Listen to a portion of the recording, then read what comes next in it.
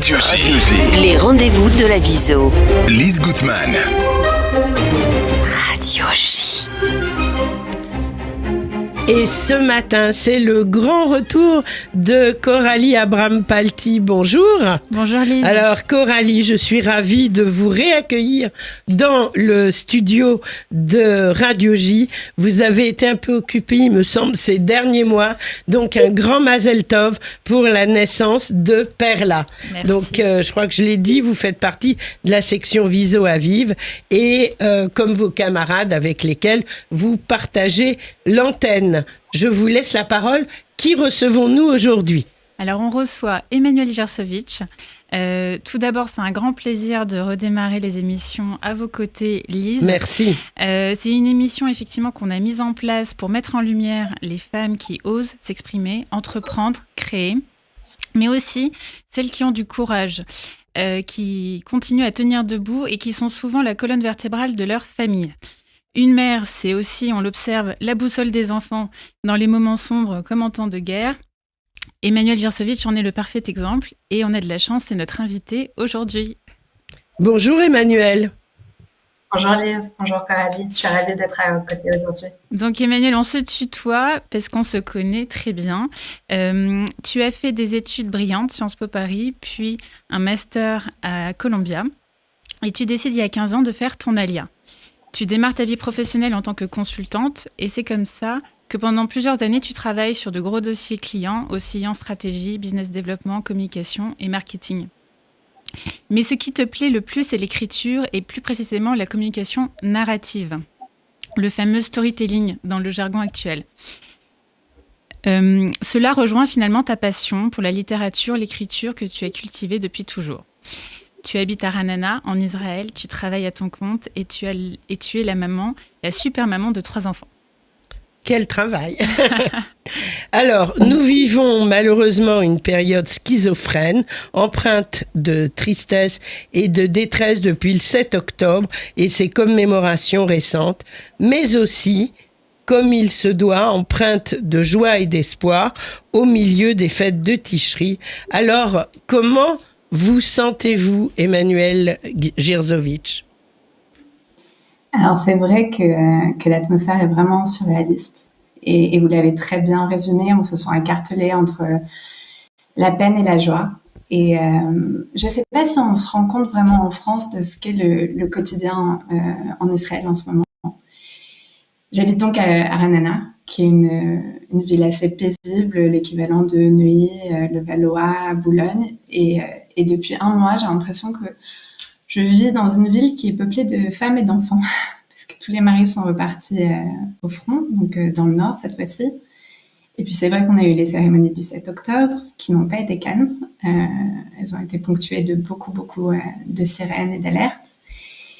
Et en fait, depuis le 7 octobre, on a cette impression que le temps s'est vraiment arrêté, figé, et puis en même temps, tout s'accélère. On fait face à une urgence après l'autre, et c'est vrai que c'est assez vertigineux. Donc je peux pas dire que j'ai été particulièrement concentrée pendant les offices de Rosh Hashanah. Je pense qu'il y a profondément dans mon cœur et dans le cœur de chacun d'entre nous une sorte de sidération qui nous quitte pas depuis le 7 octobre dernier. Et pourtant, au cœur de tout ce chaos et de cette impression de vertige parfois, moi je peux pas m'empêcher de ressentir le fait que je suis profondément heureuse de vivre ici, d'élever mes enfants ici, et je me sens privilégiée d'être entourée de héros ordinaires, le plus souvent anonymes. J'ai l'impression que j'ai beaucoup de chance. Et j'ai beaucoup de mal avec le discours un petit peu nationaliste qui voudrait que cette guerre soit bonne pour notre cohésion nationale. Ça a des relents de Bismarck un petit peu. Je pense pas du tout que cette guerre soit bonne pour reconstruire notre identité nationale qui aurait été mise à mal par la crise du système judiciaire. Simplement, je constate que dans mon quotidien, j'ai la chance d'être entourée de gens exceptionnels qui, chacun à leur échelle, essayent de contribuer au pays et plus largement au monde. Et c'est vrai que c'est une dimension du pays que la guerre fait ressortir, qui devient plus visible Et donc, paradoxalement, je suis pleine d'espoir, malgré la noirceur des temps qui courent. Et si je peux ajouter une chose, ce serait simplement que je pense que cet espoir et cet optimisme viennent aussi du fait que on a quand même vu une pluie de missiles s'abattre sur nous. Oui. Et on en est ressorti quasiment indemne. Alors, c'est vrai que c'est un peu parlé par allégorie de dire qu'on en ressort sans une égratignure, parce que évidemment qu'il y a des pertes, évidemment qu'il y a des dégâts. Mais la disproportion entre la pluie de missiles et les dégâts causés est telle qu'on peut pas s'empêcher de se sentir un peu miraculé, protégé par quelque chose qui nous dépasse, quelque chose de beaucoup plus grand que nous. Et j'ai souvent en tête la phrase de Montaigne qui disait « Je n'ai peur que de la peur ». Et en fait, je vois pas de peur autour de moi. Je vois de la douleur parfois. Mais je vois aussi beaucoup de courage, beaucoup de résilience. Et je vois pas de peur. Et comment on fait avec les enfants quand on reçoit une pluie de missiles? Oui. Ça doit être compliqué. Je vais pas cacher que... Oui. Ouais. Je vais pas cacher que c'est pas facile pour les enfants. Ils sont vraiment exposés à une réalité à laquelle ils n'auraient jamais dû être exposés. On est d'accord. Et je sais pas si, avec la distance, on arrive à vraiment réaliser ce que vivent les enfants en Israël. Mais disons que pour eux, c'est pas le journal télévisé, c'est une réalité qui se prennent au visage de plein fouet. C'est les soldats qui sont tombés au front, c'est les grands frères des copains des enfants. Ils ont toujours un ami qui a un cousin qui a été pris en otage. Et puis il y a les papas qui ont été très absents et qu'on revoit à la sortie du GAN parfois le vendredi, armés jusqu'aux dents quand ils ont eu une permission pour le week-end. Donc c'est vrai que les enfants, ils vivent des choses difficiles, ils posent des questions difficiles, mais comme dans toute période d'obscurité, je pense qu'il faut aussi regarder la lumière. Bravo. C'est ce qu'il faut faire. Et chez mes enfants et chez les enfants qui m'entourent, je vois vraiment beaucoup de générosité, beaucoup de résilience, beaucoup de bienveillance, en particulier pour leurs camarades qui sont endeuillés de manière plus proche. Et ça, c'est quelque chose de très, très, très beau à voir. Et moi, je prie et je vois... Et c'est ce qui apporte aussi de l'énergie aux parents, d'ailleurs. Souvent, les enfants nous portent... C'est-à-dire que les enfants ont une résilience qui est absolument extraordinaire. Après, il y a des outils concrets, mais je ne sais pas si vous voulez qu'on... Je voulais qu'on plonge un peu plus dans ton... dans le fait que tu jongles entre le français, l'anglais, l'hébreu, et ça t'a donné une force, je pense personnelle, mais aussi professionnelle. Qu'est-ce que ça t'apporte, l'amour des mots, et puis comment t'en as fait ton métier ensuite? Alors, c'est une très, très bonne question. Parce que en Israël, au niveau professionnel, on privilégie les profils très, très pragmatiques, avec des expertises assez techniques, super concrètes. Donc, pour résumer, on privilégie les médecins, les avocats, les ingénieurs. Et pendant longtemps, je me suis demandé effectivement ce que pouvait bien apporter mon amour des mots et de la littérature. Mais étant amoureuse de mots et de littérature, j'ai souvent en tête des citations. Et j'ai cette citation en tête de Kafka qui revient mais quasi quotidiennement, qui dit que l'écriture est une forme de prière. Donc déjà, mon amour des mots, en ce sens-là, il est parfaitement aligné et correspond très bien avec l'essence du pays qui, par définition, est un pays très spirituel. Ensuite, l'amour des mots et le fait de vivre en 3 langues, parce qu'en fait, avant de venir en Israël, j'ai fait un petit passage par les États-Unis et mes enfants sont anglophones. Donc le fait de vivre, de parler et d'écrire en 3 langues, c'est une richesse qui est incroyable, surtout pour quelqu'un qui aime les mots comme moi. Ça veut dire que je peux multiplier par 3 les joies du vocabulaire, la joie de trouver le mot juste, et chaque langue a sa beauté, son caractère propre. Et moi, je le vis avec un émerveillement qui est toujours renouvelé. C'est vraiment une expérience au quotidien qui est géniale. Oui. Alors, Après avoir fait du conseil en stratégie, vous décidez de vous lancer dans un domaine qui vous passionne, écrire des histoires pour les entrepreneurs et les entreprises. Quel a été le déclic ? Alors, le déclic, en fait, a été très simple. Il est venu d'un constat. Quand je travaillais comme consultante chez Aston Young, j'ai accompagné des entreprises de la high-tech israélienne et des startups qui recherchaient soit des partenariats, soit des financements. Et le taux de succès de mon département était, disons, entre 20 et 25%. Mon taux de succès personnel était plutôt autour de 75%. Et c'était tout à fait évident déjà à l'époque que je n'étais ni plus brillante, ni plus compétente, ni plus diplômée que le reste des équipes. Et en plus de tout ça, j'avais aucun savoir-faire technique. C'est-à-dire que je travaillais avec des startups et avec la high-tech, mais je n'avais absolument aucune connaissance scientifique. Donc la seule chose qui expliquait que j'ai un taux de réussite qui soit plus élevé, c'était simplement la capacité que j'avais à construire un argumentaire qui soit clair et percutant, à prendre des idées brutes, des technologies un peu complexes, des modèles économiques aussi complexes et parfois même un peu ennuyeux, et à les transformer en une histoire qui soit vraiment convaincante et captivante. Et c'est vrai que j'en ai fait mon métier.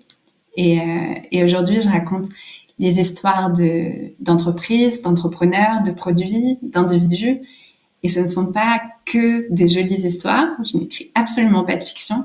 C'est des histoires qui leur permettent de sceller des partenariats, de vendre, de lever des fonds et de se développer sur les marchés internationaux. Je suis très heureuse d'avoir fait c'est ma passion, mon métier. J'imagine que ce travail de narration commence par sa propre narration.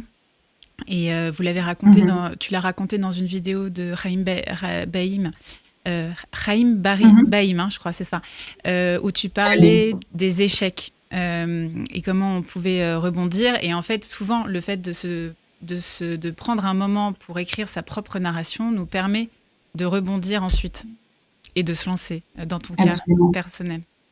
Absolument. Oui, c'est vrai. Tout est une question de narratif.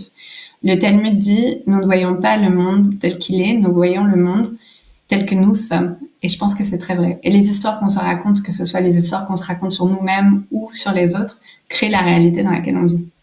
Donc oui, le fait de raconter mon histoire avec celle des autres me permet de leur créer un chemin vers la réussite. Alors, très rapidement, donc, ta société que tu as cofondée s'appelle Message Lab, donc message-du-milieu Lab. C'est une agence 100% féminine qui va réunir des expertises assez diverses, dont certains talents viennent de la high-tech. Qu'est-ce que ça t'a apporté ? Quelles sont les forces que ça t'a apporté, ce mélange de talents ?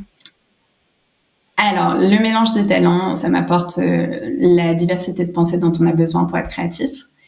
Et ensuite, le fait que Message Lab soit une entreprise 100% féminine, c'était pas du tout intentionnel, c'était pas du tout volontaire. Mais plus le temps passe, plus on s'aperçoit que c'est génial. Et c'est un gros atout, en fait. En principe, moi, je juge sur les compétences. Pas du tout homme, femme, ça m'est complètement égal. Il se trouve que les meilleurs des candidats qu'on a interviewés étaient des femmes. Et donc, je me retrouve avec une équipe qui est 100% féminine. Ce que ça m'apporte, et les atouts, c'est beaucoup de flexibilité, beaucoup d'agilité. Tout le monde parle d'agilité en ce moment, mais je pense que les femmes, elles sont quasiment préformatées à cette agilité. Et puis, beaucoup de solidarité. C'est-à-dire que personne n'est là. En fait, on a eu une sorte d'accord tacite au moment du lancement de Message Lab où les horaires ne comptent pas. Ce qui compte, c'est to get it done, que le travail soit fait. Et de manière très naturelle, en fait, on s'est laissé beaucoup de flexibilité. On est là au besoin. On est là pour nos clients très tôt le matin, très tard le soir et le week-end. Mais on n'est pas là entre 16h et 20h. On n'est pas là entre 16h et 20h. On rappelle que les enfants en Israël sortent très tôt des cours. De l'école, oui. Et ça demande effectivement beaucoup d'agilité. Il y a pas d'école l'après-midi, en fait. Alors, oui. Donc depuis les massacres du 7 octobre qu'on évoquait tout à l'heure, la société israélienne tient debout, mais évidemment, elle est profondément traumatisée. Alors, est-ce que vous avez des astuces pour rassurer vos enfants? Est-ce que vous arrivez à retrouver de la sérénité au quotidien? Je pense que d'abord le constat est très juste, c'est vraiment ça, c'est la société israélienne tient debout, mais elle est profondément traumatisée. Oui. Il se trouve que je travaille en ce moment pour une start-up israélienne dans le domaine de la santé mentale qui s'attaque spécifiquement au sujet du traumatisme, pour une organisation non gouvernementale aussi dans le domaine du trauma, du post-trauma et de la régulation émotionnelle. Et je travaille aussi pour une start-up qui est plutôt dans le domaine scientifique et qui s'occupe de tout ce qui est post-amputation. Donc le trauma, qu'il soit physique ou qu'il soit émotionnel, il est là. Et comme je baigne dedans depuis quelques mois parce que mes clients font partie de ce secteur, je peux même vous donner les chiffres. Il a été estimé que le coût de tout ce qu'on appelle PTSD, c'est-à-dire le post-trauma en Israël, après le 7 octobre, va coûter à la société israélienne 50 milliards de dollars étalés sur 5 ans. C'est un coût qui est faramineux. Oui. On estime colossal. On estime qu'il y a environ 600 000 personnes aujourd'hui qui ont besoin d'un accompagnement psychologique ou psychiatrique. Sur ces 600 000, il y en a 300 000 qui sont en traitement et 300 000 autres qui attendent une moyenne de 18 mois pour avoir un premier rendez-vous. Donc effectivement, le post-trauma, c'est un vrai sujet. Moi, au niveau personnel, je trouve ça vraiment incroyable d'avoir la chance de travailler avec des startups et des organisations dont tout le but est de trouver des solutions à ce problème.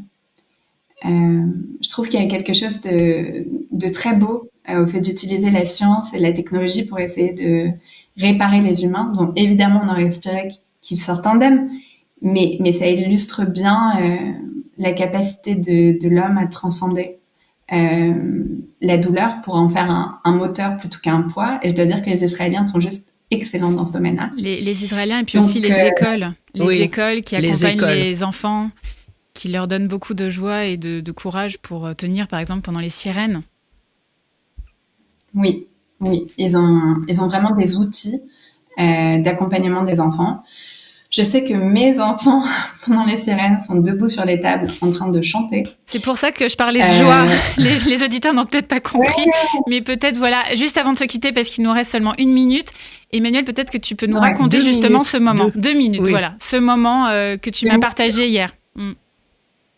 Alors, il y a eu tellement de bombardements ces derniers temps que j'ai du mal à remettre le doigt sur le jour et l'horaire de ce bombardement-là, mais c'était, je crois, la semaine dernière. Il y a eu des bombardements en milieu de journée, donc les enfants étaient tous à l'école, au GAN. Et moi, j'étais en chemin pour un rendez-vous d'affaires. Et évidemment, le seul stress, en fait, en cas de missile, c'est quand on n'est pas ensemble. Quand on n'est pas ensemble, c'est beaucoup plus stressant. Et après le bombardement, mon fils qui a 12 ans, m'a envoyé une vidéo de ce qui se passait dans l'abri anti-bombe de l'école. Et là, j'ai vu une scène à laquelle je m'attendais pas du tout. J'ai vu mon fils et tous ses copains debout sur des tables, en train de danser. Mais quand je dis danser, c'est-à-dire danser avec toute leur âme, toute leur force, ils étaient accolés les uns aux autres et ils dansaient sur la chanson Am Israël Chai. Je me suis dit, voilà, tant qu'on a des enfants comme ça, tant que le moral va, tout ira bien. Ils ont vraiment une chance assez incroyable. Mais c'est super de se quitter sur cette touche positive. Oui, positive, vraiment. Et on est avec vous. Hein. Oui, on est avec vous. Merci encore, Emmanuel. Vous pouvez retrouver... Emmanuel Jirsovic. Voilà, vous pouvez retrouver son LinkedIn et son blog entre deux. Et donc, c'est Jirsovic, Jirsowicz. Voilà. Et on est avec vous. Merci. Et quand vous le souhaitez, Emmanuel, sur Radio J, on termine en musique. On termine en musique par une chanson que Emmanuel a choisie. Je crois que c'est Hanan Ben-Ari. C'est ça. On vous embrasse. Au revoir. Merci. Au revoir.